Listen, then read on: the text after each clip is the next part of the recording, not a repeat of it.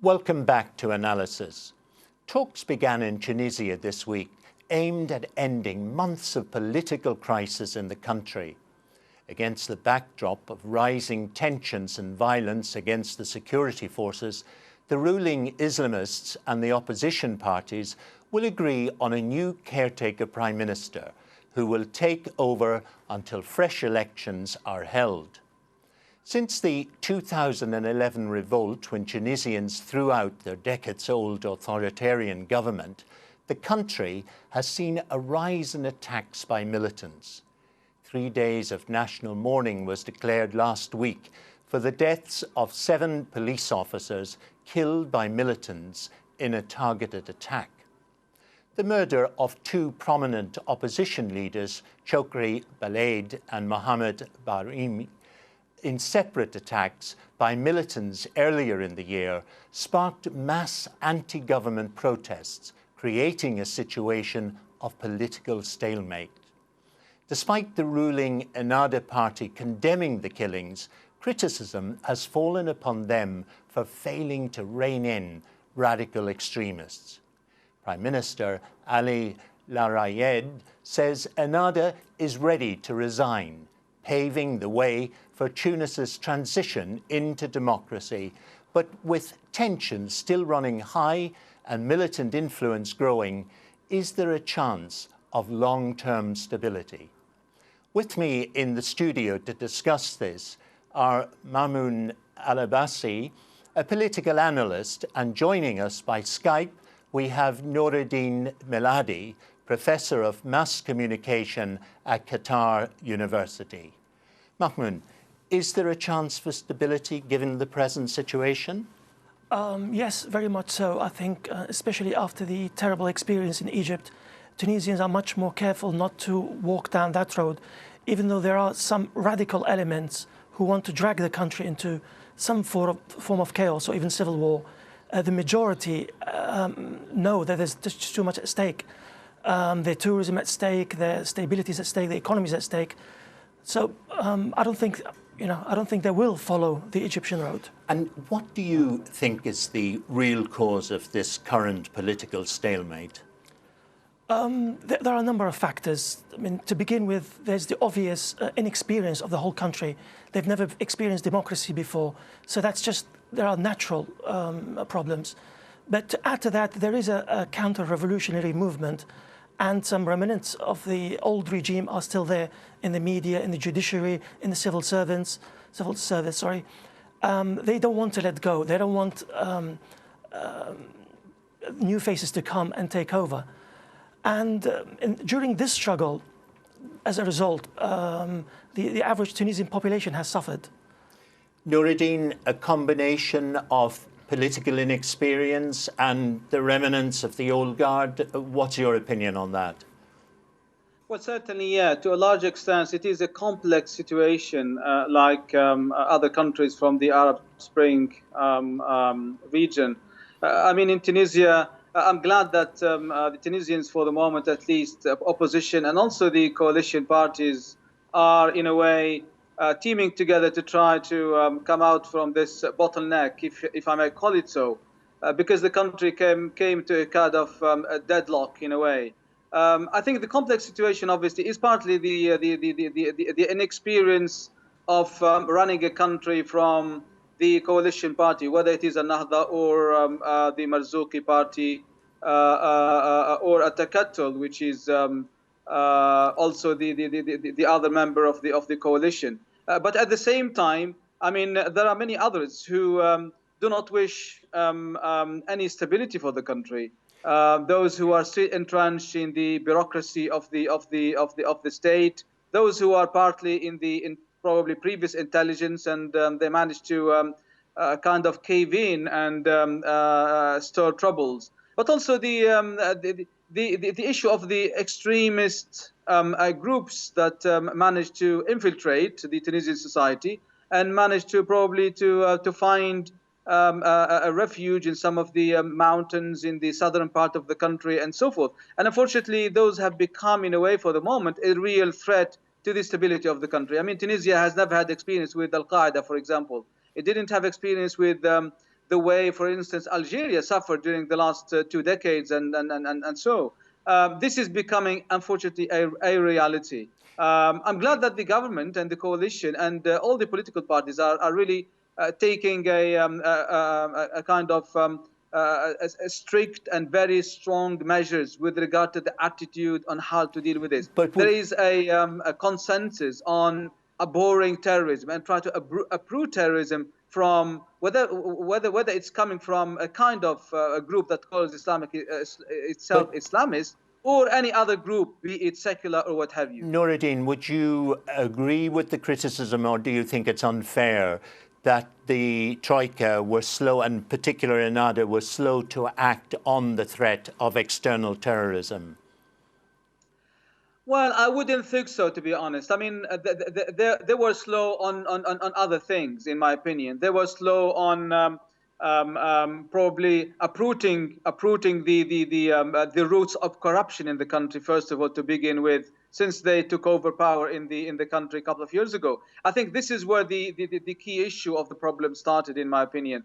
The inefficiency of the government, the inefficiency of the Troika started to surface when they haven't managed to remove key, I call them rusty figures from the previous regime. And they are still everywhere in the media. They're controlling the media, or at least a huge part of the Tunisian media, especially the public service broadcasting, radio and television.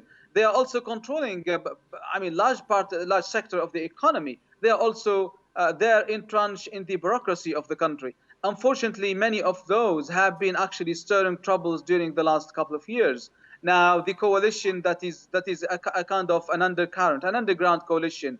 Many Tunisians will see it, a teaming up between corrupt politicians and also journalists, those who would like to show that nothing is good in the country. The revolution has come with only catastrophic repercussions.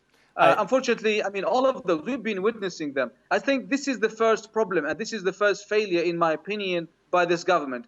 I may slightly agree that the government could have taken strong measures from the beginning with regard to extremist groups. But I would like to tell you, this is a new phenomenon. Tunisians are not familiar with this. They didn't expect that there are Tunisians out there who are willing to go and kill and maim and bomb their fellow Tunisians, be they from the army or from the police or politicians. We've seen the example of political assassinations. Tunisia has never seen this for the last 3 decades, for example, except when Ben Ali, decided to kill some of his opponents live. A couple of decades ago. But apart from that, we haven't seen, this kind of bloodshed that is taking place for the moment. Nadim, I just want to ask one minute. How big a threat is this external extremism coming into the country that's so unfamiliar to Tunisians? Well, ironically, its threat is as big as the opposition allows it to be, because the opposition has caused a state of chaos. The security forces are busy with protests and disruption of the peace elsewhere, that they can no longer focus on terror. And funnily enough, every terrorist attack politically is in favor of what the opposition wants. The first person that stands to lose is the government from those assassinations and those attacks. So it's really funny that the interests of the extremists who are on the religious side have met with the interests of the extremists on the secular side, both gaining from this sense of instability and both feeding off each other from this sense of chaos. I've been to Tunis on a number of occasions in the last year, and I've met with a group that call themselves the Rejectionists, and they are youth leaders from various backgrounds. Some are Marxists, some are nationalists, some are Salafists, but they all have one thing in common, and that they feel the revolution has been stolen from them. They're critical of what Nadine would say, the rusty figures and the established order prior to the revolution, as well as the new Troika party. Now, do you think they have grounds for their criticism and the reaction to the current government? Of course, every opposition party, opposition member, every member of the public has ground for criticism, and there is plenty to criticize. The issue is not, is this a perfect government or is this a total failure? There is ground for criticism, but the issue is how far do you take it? Do you overthrow the whole process of democracy, or do you try to work to pressure where there's place for pressure to bring about improvements instead of bringing the whole thing together upside down? And Nadine, do you think they can be incorporated into the new political system? And if so, what steps should be taken to engage them? Well, certainly, I mean, the Another party and also the rest of the coalition need to make a bigger effort with regard to outreaching even to the youth from their wings, let alone talking about the rest of the society. I think there has been a kind of weakness with regard to trying to engage young people, those who made a huge contribution to the revolution of the 14th of January 2011. The Another, during the last couple of years, I mean, obviously has been very, very busy with the government itself, the machine of the government, trying to make sure that this experience does not fail. But at the same time, they really made lots of mistakes with regard to failing to outreach to the wider society. Another, for the moment, in my personal assessment, and I've seen it in various places, it's losing part of its popularity, part of its strength in the different parts of the country for this very reason, which is being very much engrossed into the political machine, into the state machine, and probably forgetting about serving society at large and outreaching and engaging younger people. In the same way, unfortunately, when we think about the opposition, I mean, the opposition very much has been engaged into not to let the coalition succeed in its mission in reforming the country. This is a very fact of why we have lots of problems now. We have an opposition in the country, unfortunately, that is not. It does not have an alternative. Its only mission, in my opinion, is really to dig a wedge into the government kind of machine or wheel. If the estimations of the polling is correct, that the opposition would get 30%, Ennahda would get 30%, if they want to rule the country, they need some sort of level of cooperation or sufficient consensus. Do both of you see the possibility of those that represented the old order coming together with the new political realities to work together for the common good of the country? Do you think that's a realistic option, or is it daydreaming? Mo? I think it's possible. I think it's still possible if those who are on the fringes don't ruin it and drag everybody with them.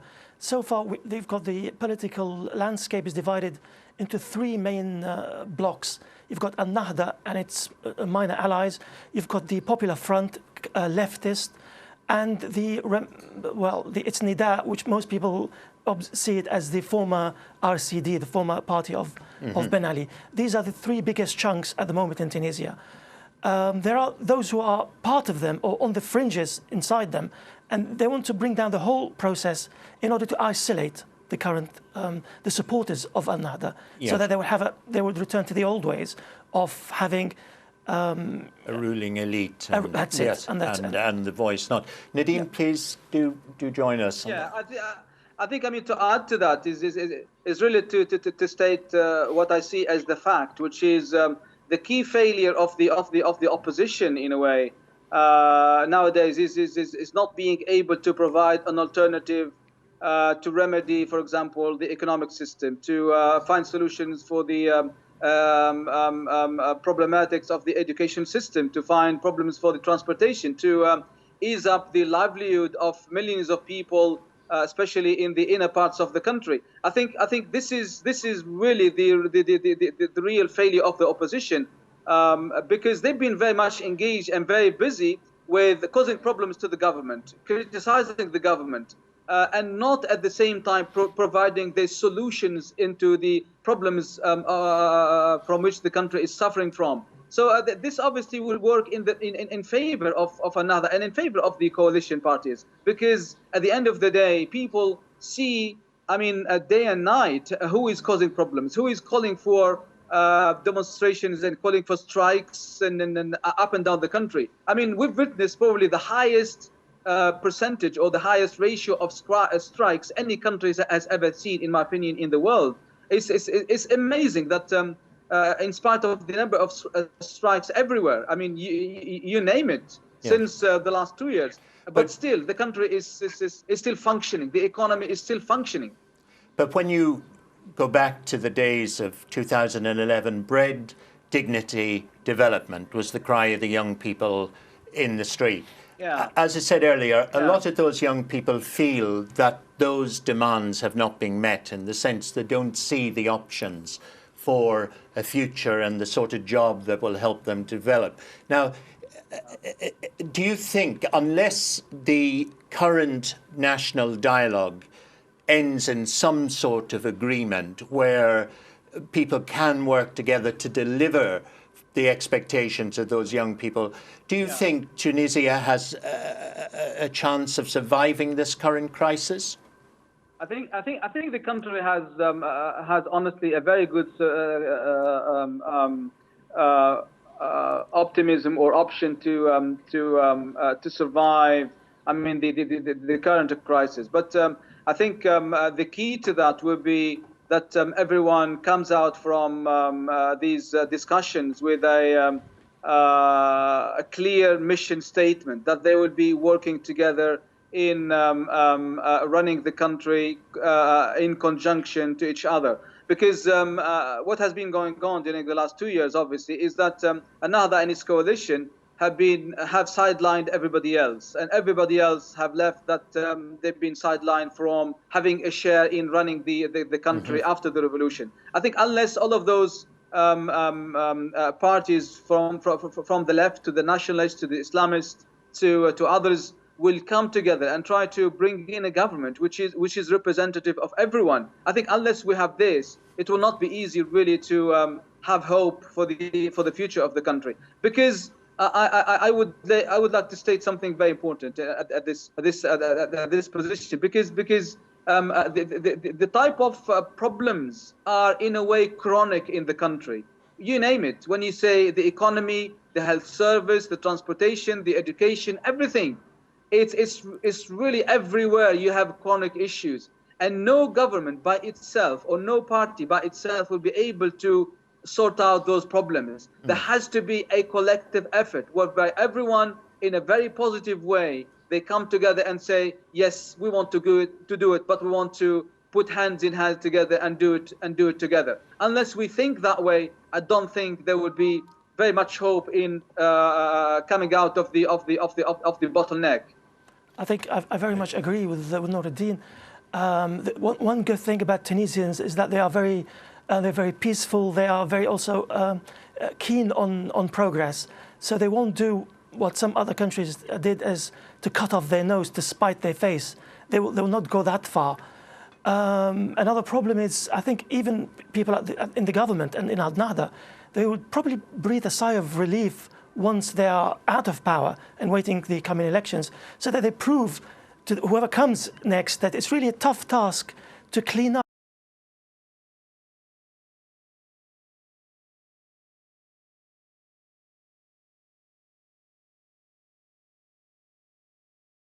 a 50-year-old legacy of corruption to the root, whether it's security forces. They've been brought up in a system that abuses or doesn't believe in human rights, corruption, bribery across all sectors. And to clean that up in a year or two, and it's a mess that goes back from independence, is really a tough job. So they probably welcome whoever comes next to show them that. But what they don't want to do is to be wiped off the political map altogether. And that's what they fear. And that's what some aim to do. Mahmoud, we've a little time, and I'd like to address a question to both of you. What role do you think the media has played in coming to this current crisis? In Tunisia, unbelievably negative. unbelievable, to the extent that it's the spearhead of the counter-revolution. When you have people that you know who are intelligent and you trust, and they believe or follow news that is totally unbelievable, out of this world, and you've got respectable authors, I won't mention their names, they have articles fabricated in their name, and it's shared on Facebook and Twitter by the thousands, and people believe that whoever's saying this is true. Nuruddin, this is your area of expertise. Yes, when you try What can be done? What can be done to change the media's attitude in Tunisia? I mean, when you try to unpack the role of the media in the country, you have really uncovered or opened up a kind of worms. I mean, the media have been really playing a very counter-revolutionary role. And I'm here not really a kind of making a blank statement about everybody. Obviously, there are quite a few media outlets there who are trying their best, especially those that are set up after the revolution. But I'm here talking about, for example, the public service broadcasting that is meant to be serving the state, that is meant to be serving the public. It's not, in my personal assessment, of any service to the public who are paying the license fees in Tunisia. We have a kind of paradox between freedom of opinion, at the same time the attitude of not having any borders about what is ethical and what is not ethical, what is good for the country and what is not. I think we have a kind of an army of journalists who are there, part of the counter-revolutionary guards of the Ben Ali regime, and they are still there in the public service, still there in newspapers and everywhere. Sorry to interrupt you. We're running out of time. It's just a quick question, a very quick question to both of you. Will this national dialogue succeed or not succeed? Quick answer.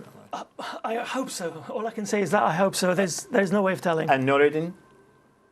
Let's hope that this will succeed. Let's hope, and hopefully we will be able to bring much more positive news, because Tunisia is where the Arab Spring began, and let's hope we will see it develop into a real summer where there is real opportunity for all the levels of Tunisian society to benefit from the transition. Thank you.